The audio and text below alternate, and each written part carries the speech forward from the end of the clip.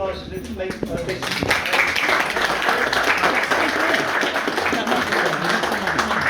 Thank you, comrades, all for being here. So, yeah, I better get on with this then. Hello, comrades, brothers and sisters.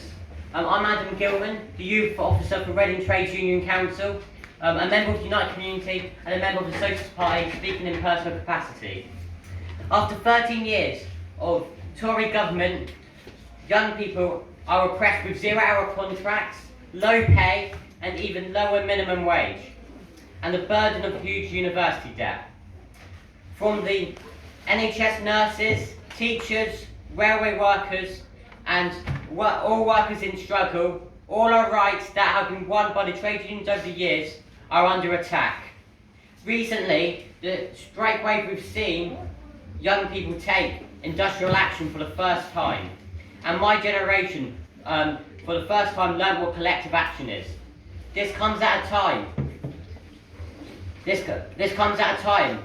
when the trade union membership among young people is only 4.4%. But how do we get more young people to join trade unions? Well, You Fight for Jobs is a campaign to do exactly that. Fight for jobs for young people, but at the same time as getting more young people in trade unions, so that they can fight back. You Fight for Jobs was set up in 2011, backed by 7 national trade unions. You Fight for Jobs campaigns against zero-hour contracts for a minimum wage of £15 an hour with no exemptions for age or anything like that, and that we should also take the wealth off the fat cats of the 1%. We think that every trade union should be campaigning for young people to be active in the trade unions. A new layer of young workers can reinvigorate the trade union movement to build a base for coordinated strike action in order to beat this draconian Minimum Service Levels Act. But how are we going to achieve this? So parties like the Labour Party should be listening to the trade unions to repeal all the anti-trade union laws, nationalise energy, mail, rail and water, and end all austerity measures.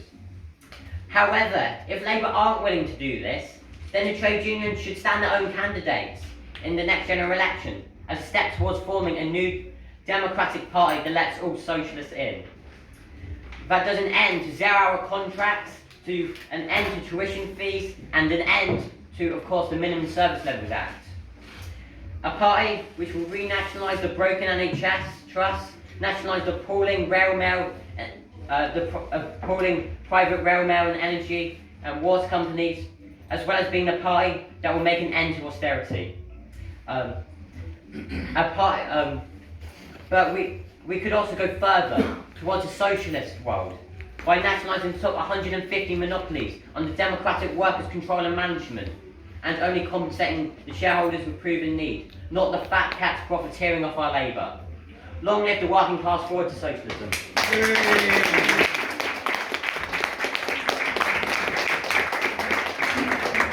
Well done, Adam. Thank you for organising today. It can't have escaped anybody's notice that we are actually in the middle of a cost of living crisis and a class war. There are a few unions at the front of this